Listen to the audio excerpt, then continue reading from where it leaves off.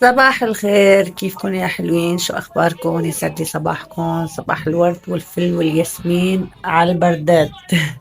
كيفكم يا حلوين؟ قد ما كان الجو امبارح كتير كتير حلو وكان شمس، ورحنا على الحديقة وقعدنا وهوايات كانت كتير حلوة. قد ما اليوم الجو بارد. نحن عنا يوم برد يوم مطر، هيك ما عم نصحى فكرة من القريب.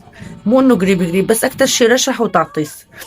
كيفكم يا حلوين؟ شو اخباركم؟ بعد زمان اشتقت لكم كتير كتير. ان شاء الله تكونوا انتم كمان اشتقتوا لي، واشتقتوا لروتيناتي، واشتقتوا لوصفاتي، واشتقتوا لحكياتي. كيفكم يا حلوين؟ طمنوني عنكم، ان شاء الله تكونوا بالف خير جميعا يا رب. ورجعت لكم فيديو جديد من سوسو هوم ومن روتيناتي الصباحية، طبعا من غير شر من غير شر. بعد روزي على المدرسة بصراحة، وجيت اتشطحت هون جنب الصوبيا شوي. قام دقت لي رفيقتي فيديو، حكيت معه وقلت خلص بدي اقوم اصحصح، لانه هلا بورجيكم البيت. يعني البيت جدا جدا مكركب. انا بصراحة يا صبايا، قبل ما نبلش بالفيديو ونحكي شوي، حبايب القلب رح احط لكم بالوصف السناب شات والقناة العائلية وكل الروابط الخاصة لنا. بتمنى من الكل يروح يشترك فيهم. يا حلوين، اللي عم يصير فيني انه انا بفيق الصبح من غير شر، باخذ روزي على المدرسة، انه ببعتها على المدرسة، بجهزها، برجع احيانا برجع بنام، احيانا لا. بقوم بشتغل، يعني نشاط عادي طبيعي. بس صبايا بس اتغديت بعد الغداء، اذا بتقولوا لي جايك جايكي ضيوف، جايكي مين ما كان، مستحيل، ما عم بقدر بتحرك ابدا. بس عم بتغدى، عم بحس بتقل كتير كتير، عرفتوا؟ يعني ما عم بقدر. يعني حبيب حتى صار يعرفني انه بس اتغديت خلص سمر ما بقى تشتغل شيء. بصراحة انا هذا اللي عم يصير فيني، مو بايدي هذا الشيء، بس عم بتعب. عرفتوا كيف عم يصير في؟ عم بحس تقل ببطني، ما عم بقدر بشتغل ابدا. لهيك يا صبايا كل يوم انا بفيق بلاقي البيت بهالشكل. هلا بورجيكم اياه. بونجور يا جوجو. بونجور. شوفوا طبعا هاي بيجامة بنوتي لبستها شلحتها الصبح. شوفوا البيت، شايفين؟ العاب شوكولا لفت لها سندويش الصباح. شايفين؟ هيك بفيق بلاقي البيت. شو رايكم؟ لهيك يا صبايا حبيت ابدا نهاري بروتين صباحي انا وانتو. شو الغدا اليوم بصراحه ما بعرف، تابعوني لحتى نعرف شو بدنا نسوي غدا اليوم، ما بعرف بصراحه. بس اول شي بدنا نقوم نرتب الشتاء. مشغلين الصبي اهم شي. هلا بجيب نحط الذره هون مشان نجلي مي سخنه. شرفكم شوفوا لي ابني شو عم يفطر. رز ولبن. ماني لفيت له سندويشة شوكولا الصبح الا بده رز ولبن. صحتين. طبعا رتبت، ضل عندي اهوفر، بس ما بهوفر هون لاخلص المطبخ. مشان اهوفر هون والمطبخ وتمسيح الغبرة. ذكرتوني اشيل شاحني. تمام، عندي تمسيح الغبرة. شوفوا هي يوميا يوم ما يوم لا عم بمسحها، بس بالمبدأ ترتيب خالص. انا برتب بعدين اخر شي بعمل هوفر. شوفوا الكركبة، الجلي عندي هدول بس، شايفينهم؟ شوفوا كله كركبة كركبة. بعدني مني فطرانة ابدا. حطيلي الطبق. يلا هلا بحط لك. تمام، بس ما بدي افطر هلا. انا بحب افطر بس اخلص شغلي بصراحة. بس مشان ما اضل بلا اكل رح اقشر تفاحة. تفاحة انا بخليها بقشره. اقشر تفاحة واقشر موزة. ماني شربانة شي ابدا ابدا، كمان لسه ما شربت شي ولا عملت شي. يعني روزي راحت من هون على المدرسة من غير شر. انا تشطحت ما في نص ساعة. ما عم بكون دقت لي رفيقتي. قمت قلت خلص ما بقى مستاهلة ارجع انام.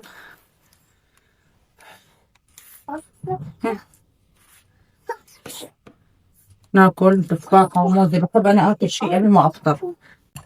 هاي صحني جاهز، تفاحة وموزة باكلهم، بعدين بكمل شغلي، بعدين بفطر.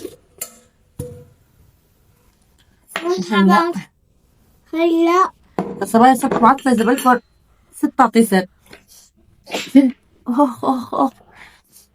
الحساسية دبحتني ما عم برتاح منها أبدا. شوف عيوني قد ما بعطس ويصيروا عيوني يوجعوني. كنت عم أبكي. شوفوا قد ما عم بعطس عيوني ببينوا كأني عم أبكي. وأكتر شي بتجيني هاي الحالة الصبح. يعني هلا هيك بدي ضل شي الساعة 12 وحدة وأنا عم بعطس. واللي عم وجعني أكتر الجرح. كتير كتير عم بتضايق من جرحي وقت عم بعطس. ناكل فواكه أول شي. مع إنه أنا بني مرشحة بس الجو بتحسوه فيه غبرة عم تخلي الواحد يتحسس. صح؟ شو رأيك أنت؟ ما قلت لي صح؟ حدا بيفطر رز ولبن؟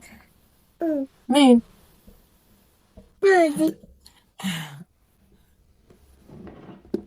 بعد زمان عن الروتينات. طبعا حطيت المي هون تسخن، بس وقت ما اكل فواكه بتسخن شوي مشان اقوم اجلب مي سخنة.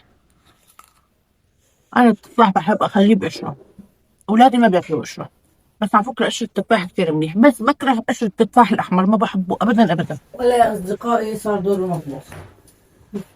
اول شيء واهم شيء مريولة الجلد، مشان ما نعبي يدنا مي. ها طبعا رتبت شوي، يعني عن جد الكركبة عندي أكتر من الجلي، صدقوا الكركبة بالمجلى أكتر من الجلي. ابني طوش لي راسي من الصبح عم يلعب بالسيارة. هلا بورجيكم اياه.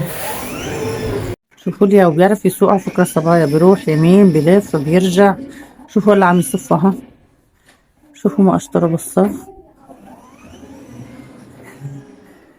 شايفين؟ قاعد بيتحكم بالسيارة مثل ما هو بده، شاطر شاطر.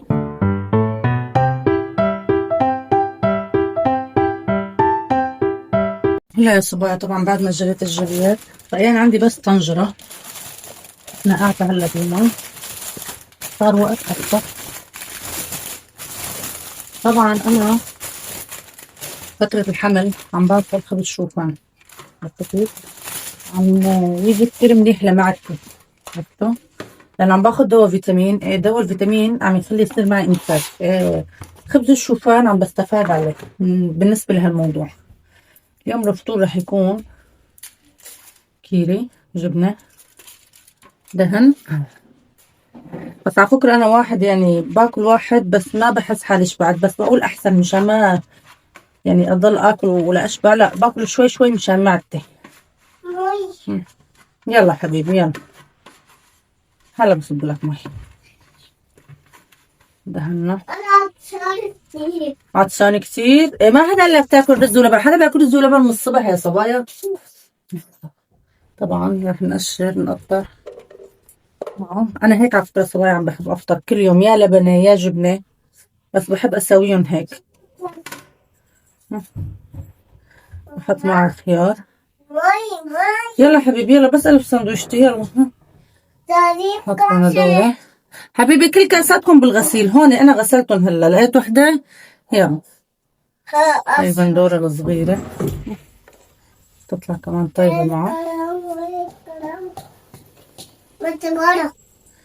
يلا حبيبي يلا بصب لك.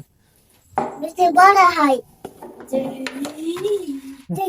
هذا هيك بكون فطوري اليوم. يوم بفطر جبنة، يوم بفطر لبنة، يوم بفطر زعتر. صار عم بلف زعتر ولبنة بيطلعوا كتير طيبين كمان. عم بتفنن بالفطور يا ابني، والله من شوي رتبت. شوفوا جاب لي سيارته حطها هون، هاي السيارة الثانية. شوفوا عنده عشق لشيء اسمه سيارات. اي يلا سوق سوق، برافو. ايش هالسيارة الحلوة، صار بدها شحن، هاي ما بنلحق لشحن. طبعا خلصت الجلي، شوفوا جليت المجلة كلها، هدول كلهم لمعتهم. واخيرا كيف كانت وكيف صارت. شلون يا صبايا؟ اهم شي عندي هي عندي وسواس بهي، انا اذا هي كانت نظيفة بحس المجلة كلها مو نظيفة.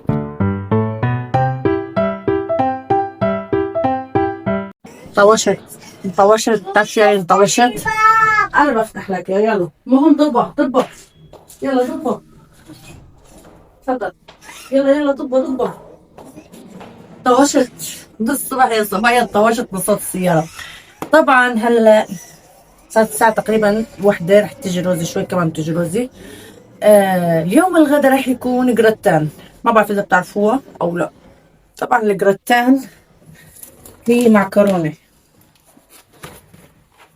اللازانيا ومرتديلا حبش، هاي اللي بتجي جاهزة، وقش أوان. بس أنا عندي هون جبت هاي الجبنة، هاي بتجي جبنة مبشورة 3 أنواع، قش أوان وجبنة هاي الأورانج شو بيقولوا لها؟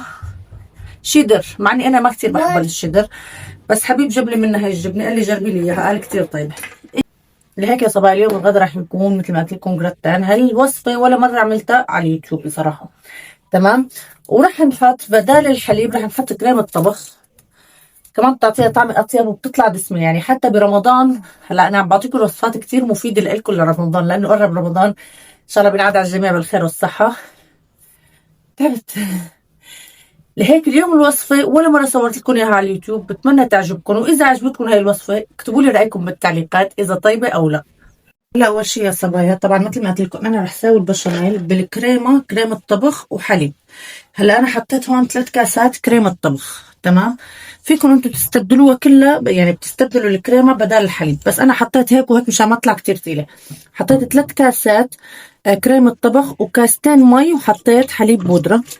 هلا رح خلطهم كتير منيح. ايه صح.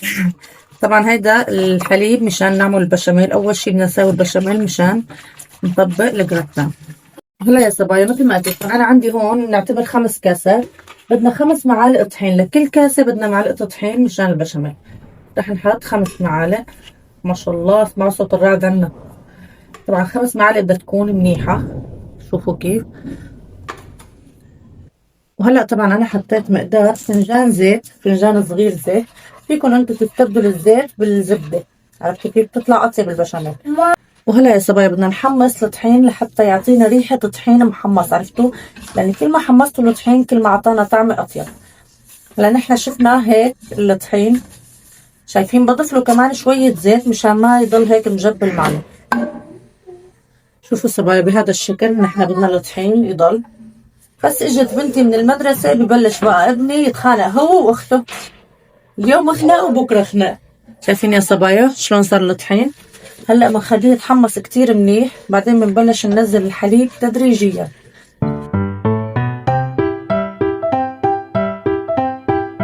وهلا يا صبايا طبعا انا ضفت الكمية كلها. شوفوا احلى قوام البشاميل، شايفين؟ بس بعد لسه ما غلي. طبعا نحن بدنا اياه يغلي منيح مشان ما يضل طعمة الطحين. هلا البشاميل ما بينضاف له غير شغلتين، هي ملح، تمام، ورشة جوزة الطيب. جوزة الطيب ناعمة رشة، يعني شوفوا انتوا الكمية اللي انا حطيتها، شايفين؟ هي الرشة كافية، لانه اذا كترنا بمرمى. هلا بدنا نحركه كتير منيح ونتركه مثل ما قلت لكم لحتى يغيث. يعني صبايا جوزة الطيب بتعطيها للبشاميل طعم كتير كتير كتير طيبة.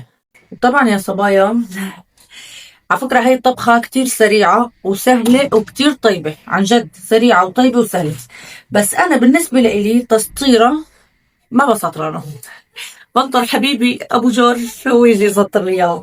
هيك اليوم أبو الحب رح يكون منور قناة سوسو هوم، أول مرة بيطلع بقناة سوسو هوم. أنا بشتغل له مثلا، أنا عملت له البشاميل، بجهز له الجبنة، بجهز له المرتديلا، بجهز له كل شيء، بس هو عليه تسطير الصواني. تمام. طبعا أنا هلا ناطرة بس لحتى تغلي البشاميل كثير منيح، مثل ما قلت لكم مشان ما يضل طعمة طحين فيها، لازم نغليها كتير منيح. يا عين على هالريحة، يعني عن جد في بشاميل جاهزة بس مستحيل تكون طيبة مثل البيت. هلا حبيب صحتين. شو قصة التعطيس؟ نورت قناة سوسو هوم، أهلا وسهلا فيك بقناة سوسو هوم، أول مرة تطلع على قناتي صح؟ هاي وظيفة حبيب، بتعرفوا ليش؟ لأن حبيب بحب يسطرها، عنده هواية بهاي طيب بس بعد لنا شوي مشان نشوفك. شوفوا المتابعين، طبعا المتابعين أول مرة بعمل لهم وصفة جراتان. دوقي البشاميل وكراميه، شوفوا أحلى قوام البشاميل. شوفوا عين. يلا بنتي بدها تدوق البشاميل، يلا يلا هلا بدوقك، روقوا. طبعا أول شي حط طبقة البشاميل، بعدين حط طبقة المعكرونة. يلا خير، يلا نزل أطعمك، نزل نزل. يلا ها. شايفين صبايا طبقة واحدة بس، هو عم يحاول يوزعهم كل المحلات فيك معكرونة. طبعا بعد ما حط المعكرونة قال هو صحيح رح يصور معي بس رح يضل على الصامت. قال بتشوفوه بقناتنا العائلية. طبعا بعد ما حط طبقة المعكرونة عم يحط طبقة مرتديلا حبش، هي حبش مدخنة. تمام. هي الجراتان طيبتها بهي الحبش المدخنة، تعطيها طعم كتير كتير طيبة. هيك أنا واقفة جنب حبيب وأنا عم بصور لكم. طبعا فوق المرتديلا رجع حط طبقة بشاميل. طبعا نحن رح نسوي صينيتين. يا صبايا طيبتها هي المعكرونة لكم شو طيب، بتاكلوا بس ما بتحسوا حالكم شيء تقيل عم تاكلوا، خفيفة. عرفتوا كيف؟ هلا صار وقت الجبنة. يا عيني يا عيني، هي أول مرة بصراحة بجيب لي نوع هي الجبنة حبيب، بدنا ندوقها، إذا عجبتنا بنصير نضل نجيب منها.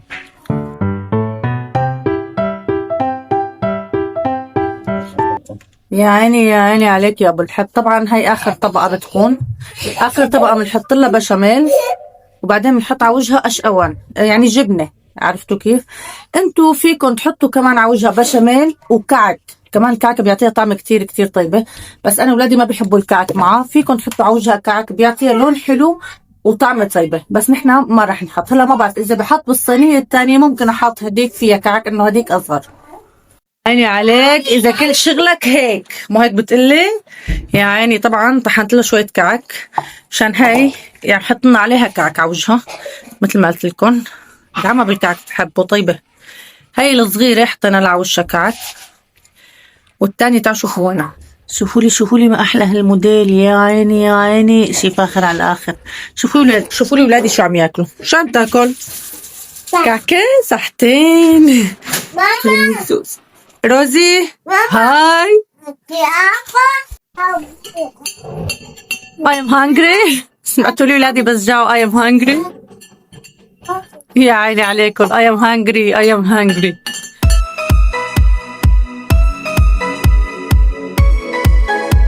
شوفوا لي المنظر يا صبايا، منيح لحقت قبل ما يقطعها حبيبي. ابني طوشني I am hungry. يلا صح دايم هات له طلع اول شيء لغزه.